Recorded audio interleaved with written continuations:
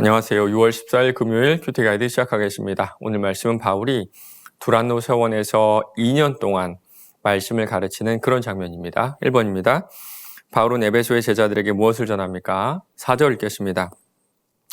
바울이 이르되 요한이 회개세를 베풀며 백성에게 말하되 내 뒤에 오시는 이를 믿으라 하였으니 이는 곧 예수라 하거늘. 에베소는 무역의 중심지였거든요. 따라서 아시아 전역에 영향을 끼칠 수 있는 어떤 전략적인 요충지라고 할 수 있어요. 바울은 바로 그곳에서 지금 복음을 전하고 있는데요. 에베소라는 곳에도 이미 예수의 제자라는 사람들이 있었는데 그들이 가진 지식은 조금 제한적이었던 것 같습니다. 특별히 성령에 대한 지식이 없었던 것 같아요. 회개의 필요성을 알고 죄에서 돌이킨 거는 같지만 성령의 역사를 통한 회심은 경험하지 못했다고 합니다. 3절 보면요. 요한이 베푸는 그 세례는 받았다고 하죠. 죄에서 좀 죄를 미워하고 좀 돌아서려는 그런 마음이 있었던 겁니다. 그러나 충분하지 않죠. 충분하지 않아요. 바울은 이들에게 복음의 메시지를 전하는데요. 중요한 건 단순히 내 죄를 미워하는 것만으로 끝나지 않습니다. 미워한다고 이 죄가 사라지지 않죠. 정말 중요한 것은 복음, 예수 그리스도가 이 죄를 가지고 십자가에 달려 돌아가셨음을 그리고 내가 그 안에서 자유하였음을 깨닫게 되는 거거든요. 맞습니다. 바울은 그들에게 복음을 전하고 그들은 그 복음을 받아들이게 됩니다. 2번입니다. 바울은 석 달 동안 회당에서 무엇을 강론합니까? 8절입니다. 바울이 회당에 들어가 석 달 동안 담대히 하나님의 나라에 관하여 강론하며 권면하되. 하나님의 나라네요. 하나님의 나라. 사실 하나님의 나라는 성경 전체의 가장 큰 주제 중에 하나입니다. 여러분은 하나님의 나라를 뭐라고 생각하세요? 많은 분들이 하나님의 나라를 불교에서 말하는 극락 정도로 생각하거든요. 첫 번째는 죽어서 가는 곳, 두 번째는 우리가 상상할 수 있는 그 이상의 좋은 곳, 이 정도로만 여기는 것 같은데요. 그러나 성경은 하나님의 나라를 이렇게 말합니다. 마태복음 6장 10절이에요. 나라가 임하시오며 하나님의 나라는 우리가 어떻게 가는 것이 아니라 이 땅 가운데 임하는 겁니다. 임하는 거 맞습니다. 예수님이 이 땅 가운데 하나님의 나라가 임한다 말씀하세요. 예수님 다시 오시는 그날 우리는 완전히 망가진 이 세상이 창조의 때 그때로 회복됨을 볼 수 있고요. 또한 우리가 지금 하나님의 나라를 살고 있음도 기억해야 됩니다. 여러분, 나라와 나라를 나누는 것이 뭐라고 생각하세요? 어디까지가 한국이고 어디까지가 미국일까요? 이걸 결정하는 것은요, 법입니다. 법. 한국의 법이 통용되는 곳은 한국 땅이고요. 미국의 법이 영향을 끼치는 곳이 바로 미국 땅이에요. 그렇다면 우리가 사는 지역, 내가 사는 곳이 어떤 곳이든지 내가 하나님의 법으로 살아갈 때 바로 그것은 하나님의 나라가 됩니다. 3번입니다. 바울은 어디에서 날마다 강론합니까? 9절입니다.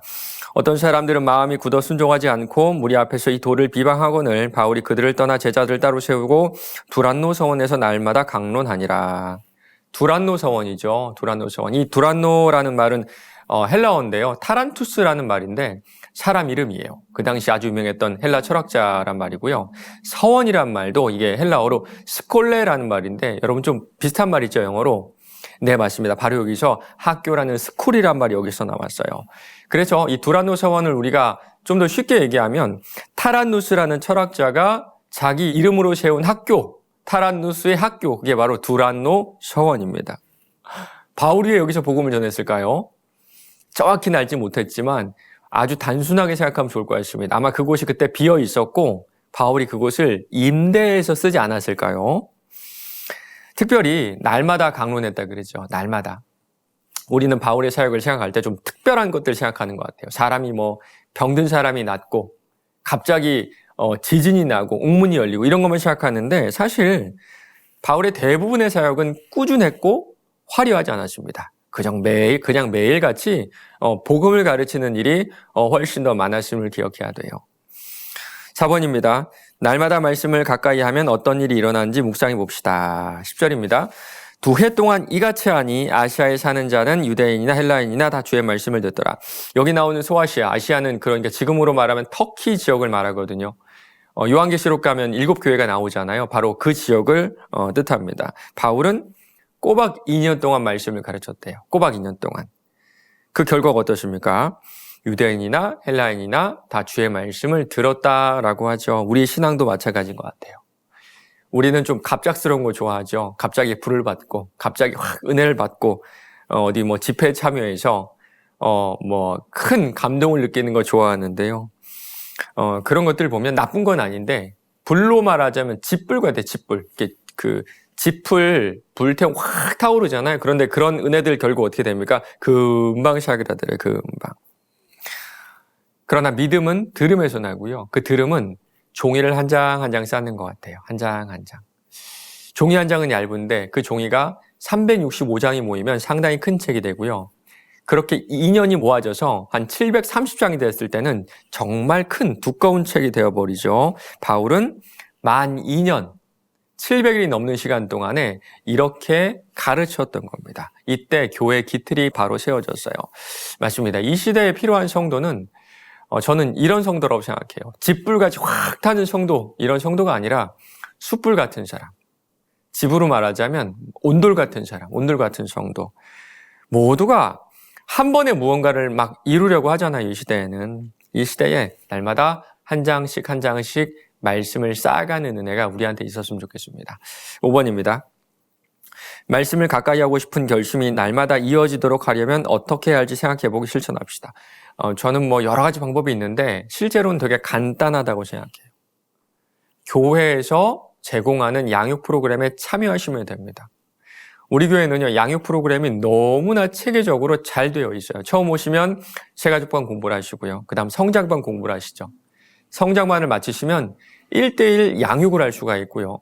그리고 1학기, 2학기 나뉘어서 성경대학도 있고요. 교리대학도 있고, 그리고 귀납적 성경 연구라고 나 스스로 성경을 연구할 수 있는 그런 과정도 마련되어 있고요. 그 다음에 전도가 필요하신 분은 EDI 너무 훌륭합니다.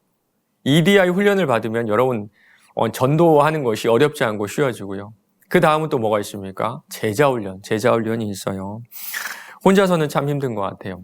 그래서 하나님께서 우리를 이렇게 교회로 불러주지 않으셨을까요?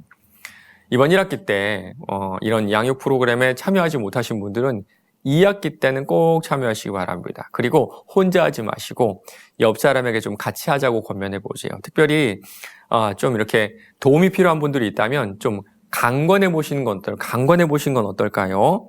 좀 손을 잡고 같이 해보자고 권면해 보세요. 분명히 서로에게 유익이 있을 겁니다. 오늘 하루도 이렇게 말씀으로 시작하시고 또 말씀으로 마무리하신 여러분의 오늘 인생 가운데 하나님의 은혜가 충만하시길 바랍니다.